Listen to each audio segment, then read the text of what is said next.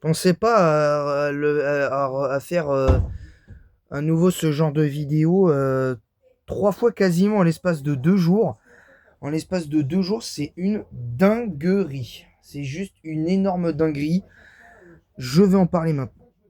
Bonjour à tous, j'espère que vous allez bien. Bienvenue dans cette nouvelle vidéo. Une nouvelle vidéo. euh, Pas vraiment réaction, bien évidemment, au trophée UNFP où clairement les gens disent que c'est pas mérité pour Dembélé. Je vous invite à voir un petit peu ce qu'il a fait en peu de matchs. Parce que même si tu joues plus de matchs, c'est c'est pas forcément des buts décisifs. C'est pas forcément ça. C'est globalement ce que tu apportes dans l'équipe en fait. Mais bref, ça je vais pas y venir parce que je vais pas réagir parce que j'ai pas vu la cérémonie. Je ne veux pas réagir à ça. J'aimerais parler un petit peu reparler un petit peu de ma dernière vidéo dont j'ai parlé un petit peu de ce que j'avais dit concernant les erreurs d'arbitrage et tout ça par rapport au match Bayern PSG. Alors, moi personnellement, je pense qu'il faut passer à autre chose maintenant, je vous le dis. Pour moi,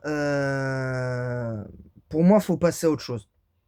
Pour moi, faut passer à autre chose parce qu'en fait, parce qu'en fait, oui, il y a quelque chose. Je vais répondre aux commentaires de Fab Lover 9900, très bon, enfin pas très bon youtubeur parce qu'il n'a pas encore de vidéo. Mais j'espère qu'il en fera parce que ce serait marrant, évidemment. Alors, il me dit bonjour déjà, il me dit salut Dino Raptor, moi ce qui me dérange, c'est toutes les erreurs d'arbitrage qu'il y a sur tous les matchs en Ligue des Champions. Il y a de quoi se poser des questions sur l'UEFA juste pour l'équité, ce n'est pas normal. Et je pense qu'il va falloir que l'UEFA en gros revoie les règles euh, aussi. Pour certains, il y a main dans la surface, pour d'autres non. Alors, c'est peut-être par rapport à certains matchs. Alors il parle peut-être que pour certains matchs, il n'y a pas penalty, d'autres matchs, il y a penalty. On pense notamment à apparemment ce qui s'est passé au Portugal où l'arbitre avait sifflé un penalty pour la même situation. Donc, je vais revenir à nouveau à ce que je disais sur le commentaire. Salut Dino Raptor, moi ce qui me dérange, ce sont toutes les erreurs d'arbitrage qu'il y a sur tous les matchs en Ligue des Champions. Il y a de quoi se poser des questions sur l'UEFA. Juste pour l'équité, ce n'est pas normal. Et je pense qu'il va falloir que en gros, l'UEFA revoie les règles. Aussi, pour certains, par rapport à la main de Neves, il y a main. D'autres, non. Pour les hors-jeux, c'est limite. Ils sont en train de tuer le football. Ils prennent les gens pour des CON. Ah oui, quand ton club gagne, ça dérange personne, mais tu sens que c'est pas clair. La corruption par l'arbitrage, voilà où nous en sommes. Alors, je pense très honnêtement que tu n'étais pas obligé de prononcer le mot CON parce que clairement, il n'y avait pas lieu de le faire. Ils nous prennent pour des imbéciles, oui, je te l'accorde, au niveau des règles, parce que souvent les mêmes situations, tu siffles penalty et d'autres non. Je pense à un classico au MPG où Rongier prend le ballon quasiment en pleine face et l'arbitre siffle coup franc, enfin siffle penalty pour Paris à ce moment-là. Je pense à la main au tacle je crois, de Medina lors de la première journée de la Ligue des Champions où doit jamais de la vie doit y avoir deuxième penalty, la main qui est clairement décollée où doit y avoir penalty pour l'OM face à l'Atalanta qui, non content de ne pas prendre un point, perd carrément le match derrière. Là, je suis assez d'accord sur ce point. C'est vrai que quand ton club gagne, quand le club que tu supportes gagne, même s'il y a des erreurs d'arbitrage, c'est vrai, ça dérange personne parce qu'effectivement, même si tu sens que c'est pas très clair dans les décisions, t'es quand même satisfait et c'est vrai. Par contre, la corruption par l'arbitrage, voilà où nous en sommes. Là, non, non, non. Oui, il y a sûrement eu de la magouille dans le foot, comme il y a pu y avoir à l'époque, période tapis, Berlusconi, sans doute, j'en passe. Mais j'en sais strictement rien. Je n'ai pas de preuves pour étayer ce que je dis. Moi, je vous le dis sincèrement. Moi, je le dis sincèrement et j'ai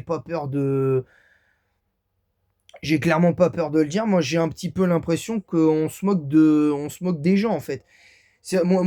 En fait, le problème, c'est pas tant les erreurs d'arbitrage qui posent problème, c'est que les arbitres que tu peux avoir ne sont pas neutres. Et moi, ce que j'ai voulu dire dans ma vidéo où j'ai peut-être un petit peu surréagi sur la désignation de l'arbitre de la finale de la Ligue des Champions, c'est que c'est un arbitre allemand qui est désigné pour arbitrer un match entre un club français et un club anglais. Après que, comme par hasard, pendant la Ligue des Champions, tu as Dortmund qui a été éliminé en Ligue des Champions, Leverkusen a été éliminé, et le Bayern a récemment été éliminé par le Paris Saint-Germain. Donc, il y a quand même quelque chose. Et quand tu vois aussi le précédent, et je l'ai dit encore une fois, le précédent de la Coupe du Monde 2022 où l'équipe de France élimine la Pologne 3-1 en huitième de finale en Coupe du Monde 2022 et que la finale de la Coupe du Monde France-Argentine, comme par hasard, c'est un arbitre polonais, il y avait là aussi de quoi se poser des questions sur son intégrité, sur la neutralité et l'impartialité de cet arbitre-là, Simon Marcignac. Moi, ce que j'ai voulu dire, encore une fois, ce n'est pas remettre en question les compétences de l'arbitre qui est désigné pour cette finale.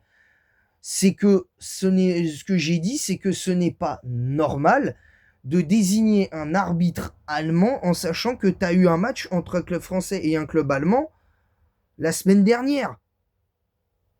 Donc, et que comme par hasard, ce même club allemand est éliminé. C'est juste que la désignation, pour moi, n'est pas bonne en fait. C'est juste ça, la désignation de nommer un arbitre de nationalité allemande, moi, me posait problème. Maintenant, je ne remets pas en cause les compétences de cet arbitre. J'espère qu'il sera compétent et qu'il sera cohérent dans ses décisions. Mais tout ça pour dire que, encore une fois, cette finale, je le dis, j'espère. euh, J'espère juste que l'arbitre sera cohérent parce que je l'attendrai au tournant et je me priverai pas pour pointer du doigt ses erreurs d'arbitrage tout en étant dans le respect bien évidemment parce que on va pas sur ma chaîne YouTube, on n'est pas là pour insulter gratuitement, hein. C'est pas ça du tout le but de la chaîne et il faut pas abuser non plus. Voilà, moi en tout cas, j'ai dit ce que j'avais à dire concrètement. Je vais pas plus perdre de temps que ça là-dessus. J'ai dit ce que j'avais à dire. Cette vidéo n'était pas spécialement prévue. Moi, j'ai juste voulu souligner que c'était du n'importe quoi la désignation de cet arbitre pour la finale pour la finale de la Ligue des Champions. Maintenant, c'est comme ça. Ce qui est fait est fait. Faut accepter. Pour moi, faut accepter. C'est comme ça. Nous en tant que supporters, on peut pas y faire grand chose. Il y a que le club en question qui peut faire les deux clubs en question qui peuvent faire quelque chose. Il dit nous, attention, on ne veut pas de cet arbitre-là parce qu'il y a, comme par hasard, il y a eu des clubs allemands qui ont été éliminés. C'est au club de faire, d'exprimer leur possible désarroi face à ces décisions. Maintenant, nous en tant que supporters, on n'a rien à dire. Voilà, tout simplement. Voilà, voilà, donc c'est tout pour cette vidéo. Moi, en attendant la prochaine vidéo, je vais vous laisser. Et ben pour le coup, voilà, n'hésitez pas à vous abonner en masse, à activer la cloche, à bombarder la barre de like, à partager le lien de ma chaîne YouTube sur tous vos réseaux sociaux, à mettre un pouce bleu et un commentaire pour le référencement de cette vidéo en disant quoi, vous êtes d'accord, pas d'accord. Et si vous l'avez vu jusqu'au bout, cette vidéo, mettez en commentaire vive Paris, vive PSG et je comprendrai que vous l'aurez vu jusqu'au bout.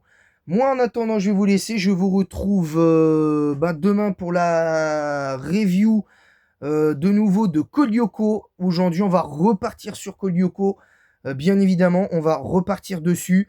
On va repartir sur la review de l'épisode pilote qui sur Prime Video et en deux parties. Donc voilà, je pense très honnêtement que ce sera fait comme ça. Donc voilà. Mercredi, alors je sais pas trop ce que je vais faire encore, mais je vais peut-être refaire du Pokémon Platine. Je vais peut-être refaire Pokémon Platine mercredi parce qu'en fait, parce que je compte refaire Pokémon Platine en live demain à 17h. Enfin, à 17h, ça dépendra de ce qui se passera selon les circonstances et tout. Mais voilà. Sur ce, je vous laisse et en attendant la prochaine. Je vous dis à bientôt.